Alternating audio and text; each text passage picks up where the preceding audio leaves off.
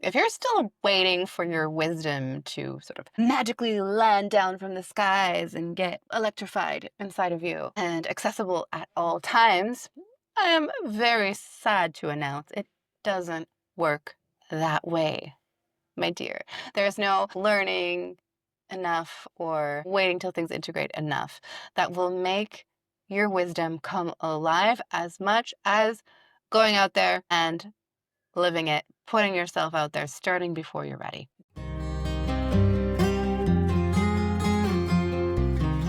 The Healer's Journey. I am your host, Inge, and let me start with a story. To take you back to 2014, I had done 1 year in business. I had covered my costs. It's really good. I was living at my parents' house, covered my costs, which I was really proud of. And I had discovered that I like doing energy healing work. That was a huge victory. And my boyfriend at the time, my husband now, Sean, he got me to watch this Oprah video where she goes to Tony Robbins. And I was so eye rolly. I was like, oh my God, Tony Robbins, are you freaking kidding me? I'm not doing that. He seems like the most hokey, too much, too American thing. But I watch it and I see Oprah enter the room with the same reservations I had, and I see her having breakthroughs, although that is kind of Oprah's thing, isn't it? She will have a breakthrough everywhere she goes. She's just genius like that. But we end up going. We fly to Florida. We go to unleash the power within. It is like a rave, a cult. It's everything. It's 4.5 days. They like purposely exhaust you to break you down. It goes to midnight. I walked on fire. It was a whole freaking thing. And it was amazing. It broke down so much of what I was in at that time, which was like a perfectionism stronghold in my mind. It was like a fortress of knowledge that I was terrified of getting outside of me, because what if I got it wrong? What if I got a B on a test? Oh my goodness. I wasn't really like that, but the spirit of it is the same. And going to this Tony Robbins event, which was like raw and too much and messy, and go hug a stranger as if they're your long lost friend, it opened me. It opened me to way new possibilities. It opened me to trying things. It opened me to getting things wrong. It opened me to trusting myself. Essentially, it unleashed the power within, and it gave me the desire to try building my confidence by doing rather than thinking. Right after that, I had been in the world of Marie Forleo and B School. This is an online business school that teaches you how to do online business. And I was still in Florida in this amazing motel thing on the beach where my husband's family would often vacation. It was incredible. And I'm signed up right before the deadline. And I did it. And partly it was all because Mary Forleo has this thing, start before you're ready. And that has been the deepest medicine for me. It has healed things for me that I am afraid of even thinking where I would be if I hadn't started before I was ready 150 times to get me here. So the block, to make it clear, today what we're talking about is the block is waiting till you're ready, waiting till you know enough, learning a little bit more, getting one more certification before you put yourself out there and actually take a stand for the healing you have to bring here. Because healing doesn't happen in silos. Learning does, sure. And of course, there's a part of our healing journey that is just ours to do. And sometimes it's ours to do on our own. But if we want to take a stand for healing, if we want to take a stand for placing love at the center of things, if we want to take a stand for wisdom and bringing wisdom to life, we just can't do it by waiting till we're ready. By nature, wisdom lands, wisdom becomes embodied when it lands somewhere in the right person at the right time, in the right circumstance, right? We've all read quotes that just like don't land, don't land, don't land, don't land. They don't land 800 times. And then one day, in a certain circumstance, they land like a stick of lightning and they change everything. As healers, one of our sacred roles doesn't have to be, but can be, helping that kind of life changing, life wrecking in the best possible way kind of wisdom land at the right time in the right person. And that can't happen by you memorizing all these motivational quotes. Because you won't know which one needs to land where at what time. So, what is really happening underneath here? I think when we're in this, we're just scared, and there's something that feels a bit weird about the new work that we're integrating. It feels like maybe we need permission. Maybe it doesn't exist so much in the world around us. So we get trapped and stuck in the question, is it even real? Because you're in your own fantasy world. You can lose grounding. You can lose your own legs and your own feet. So if you're afraid that it's not really real and you need to learn more before you can feel it's real, the best way to find out if it's real or what the limitations are and how real is to go out there and to go with other nervous systems, with other human beings, with other real bodies, and see what happens. It doesn't have to be in person. It can be online. It can be sending energy by distance, but getting that feedback, getting out of your own little loop. And that's how it actually becomes more real. First of all, you gain the experiences of like, wow, there's no way I could have known that, but it was plain as day in the energy. So that makes it more real. Two, the person gives you feedback of things that they experience and that they feel that you also notice. That makes it more real. And on a more fundamental level, it becomes more real in your life because you are now sharing it in a network, in a field with other people. Effectively, you are making it more real in your life. Now, you might have the question, do I want to? And that's a whole different question. And I think it might be an important one. So let's take a few minutes to get underneath that one. You might be learning these things. You want to learn more. You're interested. The other people in your life are skeptical. They're not sure. They think you might be like a religious maniac, that you might go on a rampage trying to convert everybody, and they are reticent as hell. And you are still compelled to learn, and you're still compelled to submit yourself to these containers of healing and transmutation.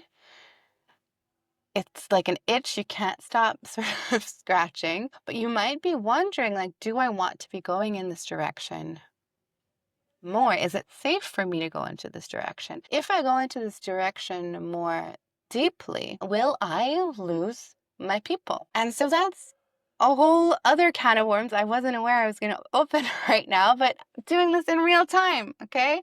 This is about trusting ourselves. So if it feels right, if it feels like you really are becoming more of who you are, if it feels like it's not a religious zealotry for you, but it's more like a coming home, it's a grounding, and you want more of that. What is it giving to you? Like that coming home, that freedom, that placing love at the core of things a little bit more, and you want more of that, and you want to take a stand for that. The question is maybe more, is this going in this direction, becoming a healer? Is it the right one for me? And then really the only thing that's left to do is you got to try it. And you got to trust that going with that intention of you coming home to exactly who you are, you becoming more of who you are, you becoming the most realist embodied version of who you are, that may ruffle some feathers in your life because there may be some people who benefit from you not being that. It may scare them. It may force them to confront certain things in you. And the very difficult, tricky thing is that you're never gonna know ahead of time how to handle that. And you're never gonna know ahead of time how to handle that and who's gonna react how. And these are the kinds of problems that more knowledge simply doesn't help you with. There are some things that more knowledge helps you with. Okay. It helps you to understand certain things a little bit better, but does it really help you articulate them better, or does trying to articulate it midway through of your intuition help you articulate these things better?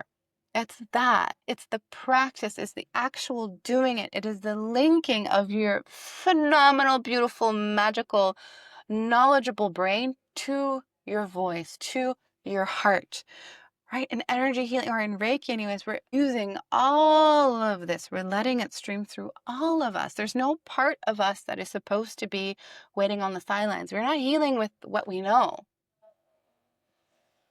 Actually, what we know, we have to work hard to forget it when we do the healing work. So you're scared to go further. And that fear is making you go, okay, well, I'll just learn one more thing. I'll learn one more modality. I'll learn something else. But it's not really satisfying you because the real thing is you want to be it. You want to live it. You want to transmit it. You want to let that wisdom land. You want to have that healing impact. You want to become who you really came here to be. Practices it, not more knowledge. And so you need to put yourself into rooms, into places where you get to practice these things. Here's a quick example for you, a quick story. When I started teaching in 2015, I found that I was pleased to find out that I had been right about myself all along, that it was a good idea for me to both see clients, teach, and write. Initially, I thought I would be a university professor. All right, I chose the wrong field for that. Although what's interesting now in the scientific field is very, very interesting. But I was happy to know that that was confirmed, that that was a really good thing for me, because I would do my own healing work, my own working with healers, or my own journaling, my own meditation practice, my own discoveries that would allow me to articulate things in a new way, see things a new way. And then sometimes those would show up in my client sessions, which also allowed me to practice articulating things, notice new patterns, help people land certain wisdoms for themselves. And then when those patterns got bigger, then teach from those patterns. And that was a really beautiful lived flow for me. One that I'm building again now with healers, and it is so exciting to be serving you all. What happened is that I would gather a group before I had really cemented what I'm teaching. These would be my muses. And then I would build the course as we would go. And I'm doing the same with Healer Embodied, by the way. I've thought about it and thought about it and thought about it for freaking ever now. But the only way it's really going to be built is by gathering those of you who need to be in it, who need this practice, who need to stop knowing more and start living more, get you in the group, and then build this thing custom made for you guys. And that has been my total genius process for all my course creation, pretty much since day one. And it works so well because it is the embodied, lived wisdom, the stuff that is being pulled through in real time. And what that does is it makes incredible sequences that I can run again and again and again and again and again, and they do not lose their power. The one time I didn't follow this flow was when I was obsessed with a course I was calling Healing Presence. I'm still very obsessed with the concept and creating that, obviously. But the course itself, I was not seeing clients at the time. Instead, I was in my own super deep healing. What do we want to call it? My fires of hell of early motherhood. But I kept thinking about this and I kept being like, oh, how do I want people to support me? And I'm trying to build this course to get people to be who I needed them to be. But it wasn't from the usual, that flow, that lived wisdom landing flow. And it was an okay course. It was all right. But to this day, I'm retiring it. I'm not selling it. And instead, I'm keeping what is really important about it. And I've sort of created into Healer Awakened and Healer Embodied in this new flow kind of way. Because the wisdom needs to live, it needs to breathe, it needs to land. We've all read like 8 million motivational quotes by now, and I promise you we're not living them all. And you know how we can read a certain quote 500 times and it never really lands until there's one time where we read it in the exact right time and right way and right place, and it's like everything explodes. That is what's possible when you learn to live and breathe the wisdom of your modality and of you and of your healing genius, because we all have this inside of us. I really believe that. And we all use different parts of our personalities and parts of our modalities that we've learned. So if you are somebody, and I'm doing a very direct call to action here, if you are somebody who has collected many, many, many, many, many different modalities, access bars and Reiki and sound healing and what are other things, massage therapy and even osteopathy, but they're all disparate and like all different branches on a tree. This is happening in real time. Somebody gave me this example this week. But you want to be that sort of tree trunk of healing. You want to be the tree of healing so that when you have somebody in front of you, you serve them. You use the modality that is called for, maybe that they have identified they want to do, or you mix different things, you anchor into the deepest intention of healing, and you bring your whole self forward. If that is what you're called to do, and you are done taking new certifications of this or that or the other thing, thinking it's going to accomplish this, Healer Embodied is the place for you to be. We do go into Reiki 2 and Reiki 3, so you are even learning a modality or relearning a modality. But the true transmission here is how to be the healing, how to transmit the healing, how to let the healing come alive, to build the skills of doing and not just knowing. In this day and age, knowing is really not a flex anymore, okay? Anybody can know anything with a few clicks of a button. It's when do you apply the right knowledge at the right time? And how do you bring it alive in somebody's body? That is the flex. And that is what we need at this time. I believe we're really in a time where we either heal or we continue making way more trauma for ourselves and for generations to come. We have a chance here. Let's take it.